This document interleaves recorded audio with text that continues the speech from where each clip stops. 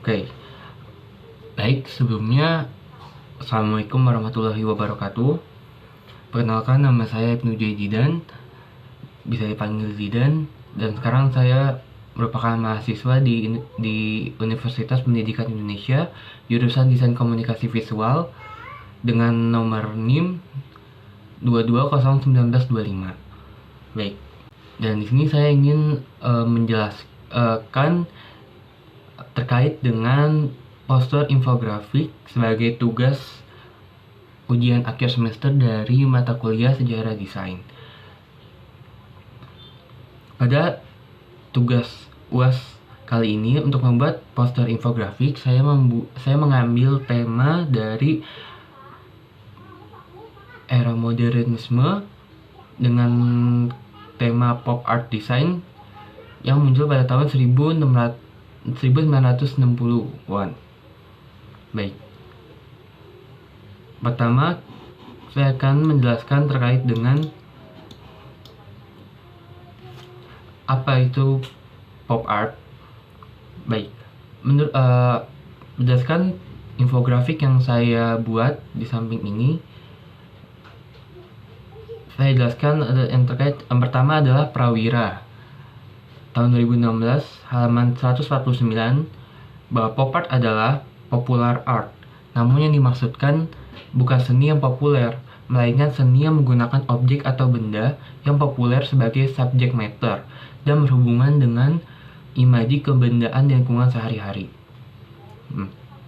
Dan ada juga pengertian lainnya yang kurang lebih sama, yaitu pop art adalah aliran seni yang menggunakan sesuatu yang populer sebagai tema atau konsep yang digunakan dalam karyanya.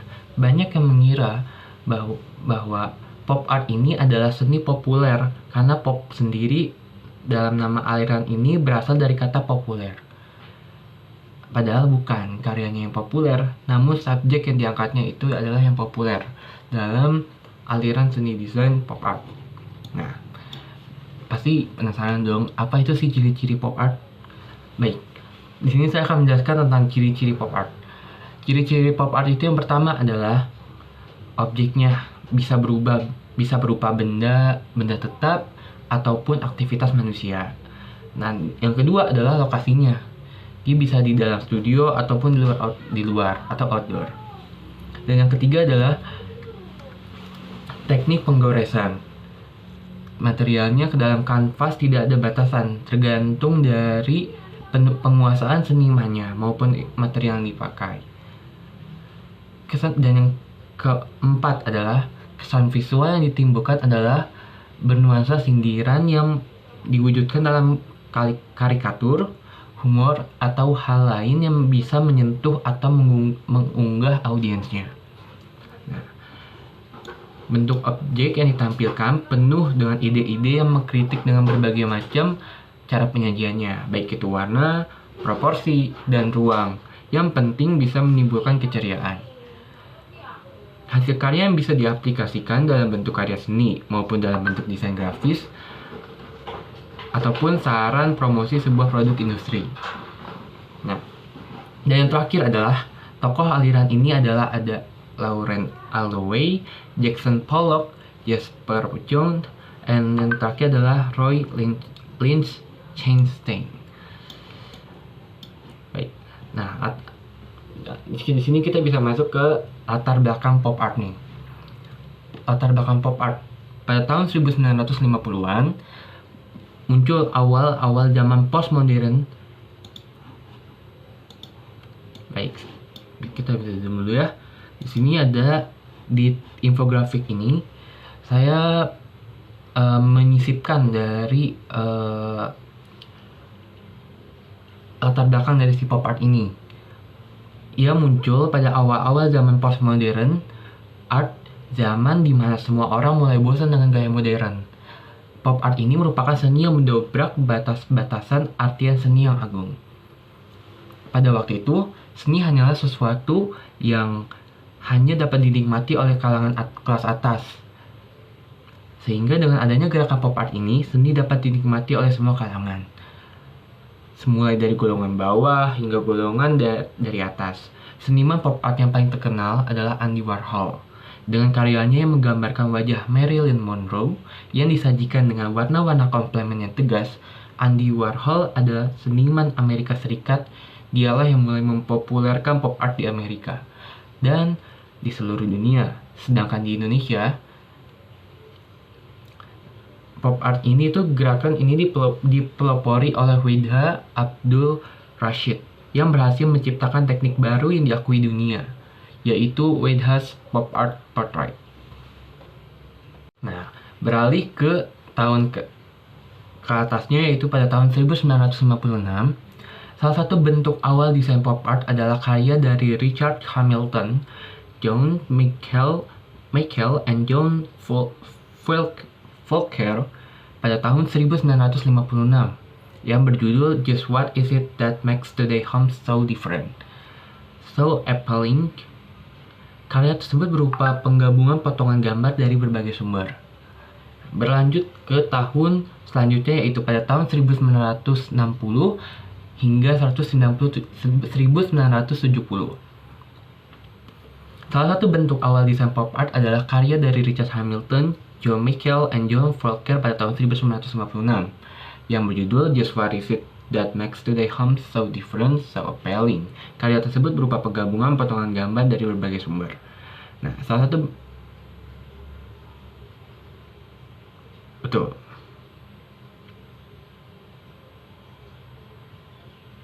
karakter pop art design. Aliran pop art memiliki karakteristik yang khas, yaitu menggunakan simbol-simbol yang familiar dari dunia eksplorasi warna-warna yang cerah dan kontras, serta menggunakan teknik reproduksi yang canggih seperti serigrafi. Pop art juga menggunakan tema-tema seperti kepopuleran, keserakahan, dan pemujaan terhadap kekayaan. Aliran seni pop art ini menggambarkan ironi, sarkasme, atau kritik terhadap budaya, masa, dan kehidupan modern. Seni ini juga mengambil inspirasi dari seni rupa tradisional seperti rupa klasik, seni rupa abad pertengahan, dan seni rupa Renaissance. Nah, di sini saya ingin menjelaskan tentang contoh gaya seni desain pop art. Nah, ini merupakan part yang terpenting menurut saya karena sebuah gaya seni desain itu pasti memiliki ciri khasnya masing-masing. Termasuk pop art. Pop art ini sendiri juga merupakan suatu hal yang unik, suatu gaya desain yang nyentrik, bisa dibilang nyentrik karena memiliki gaya seni desain yang cukup mencolok, namun atraktif. Seperti yang bisa kita lihat di infografik poster yang saya buat di samping ini. Ini poster Marilyn Monroe ini dibuat oleh Andy Warhol. As I said before that Andy Warhol ini merupakan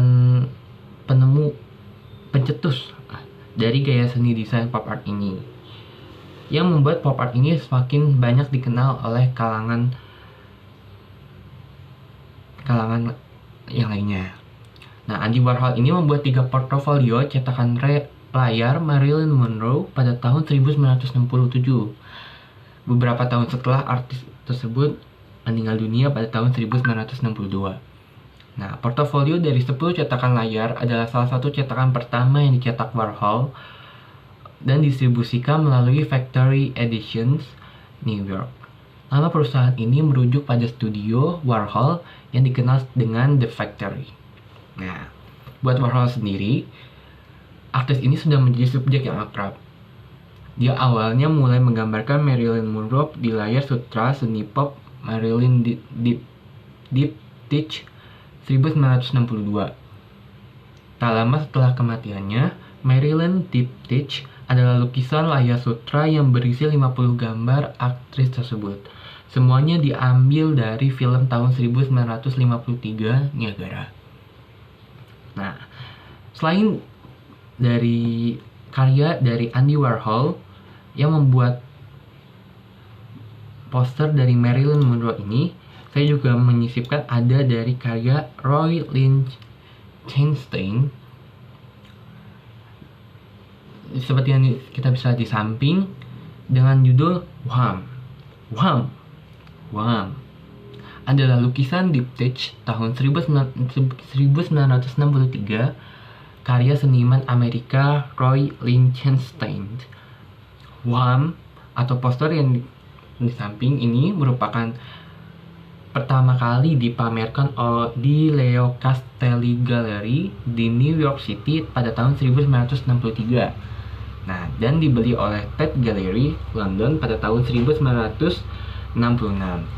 Nah, telah dipamerkan secara permanen di Tate Modern sejak tahun 2006.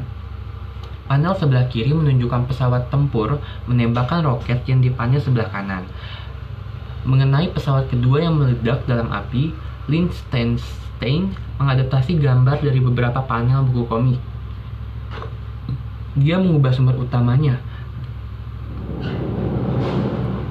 Panel dari buku komik perang tahun 1962 dengan menampilkannya sebagai diptych sambil mengubah hubungan elemen grafis dan naratif. Wham dianggap untuk integrasi temporal, spasial, dan psikologis dari dua panelnya. Judul lukisan merupakan bagian integral dari aksi dan dampak lukisan, dan ditampilkan dalam onomatopoeia besar di panel kanan. Baik, sekian dari poster yang dari contoh poster yang menggunakan gaya desain pop art dari karya Andy Warhol dan Roy Lichtenstein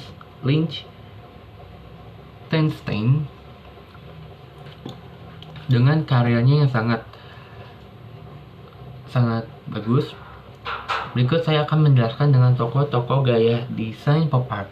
Nah, tokoh gaya desain pop art ini memiliki banyak sekali tokoh-tokoh yang fenomenal tentunya, dan memiliki karya-karya yang sangat luar biasa. Yang pertama tadi sudah saya jelaskan sebelumnya, seniman yang sangat luar biasa yaitu Andy Warhol. Salah satu seniman pop art paling terkenal dan paling berpengaruh. Dia mengeksplorasi topik-topik seperti iklan, produk-produk kemasan, dan gambar-gambar dari majalah atau komik dalam karyanya. Yang kedua adalah Roy Lichtenstein. Seperti yang saya terangkan, salah satu karya dari Roy Lichtenstein sebelumnya, yaitu Wham. Seniman pop art ini mengeksplorasi gaya komik dan mengeksploitasi teknik tepi bergaris yang khas. Dan yang ketiga ini ada Jasper Johns, seniman pop art yang mengeksplorasi tema-tema seperti simbol-simbol nasional dan ikon-ikon populer dalam karyanya. Dan yang keempat ini ada James Rosenquist, seniman yang mengeksplorasi iklan dan simbol-simbol konsumerisme dalam karyanya. Yang kelima ini ada Tom Wesselman, seniman yang mengeksplorasi tema-tema seksualitas dan konsumerisme dalam karyanya. Dan last but not least ada Claes Oldenburg, seniman yang mengeksplorasi tema-tema seperti produk-produk kemasan, ikon-ikon populer, dan objek-objek sehari-hari dalam karyanya. Baik, sekian dari presentasi yang saya tampilkan pada hari ini. Semoga dalam materi presentasi yang saya sampaikan sebelumnya pada hari ini, pada kesempatan saat ini, dapat memberikan hasil yang terbaik dan dapat mengerti bagi para pendengar yang sedang mendengarkan saya pada saat ini.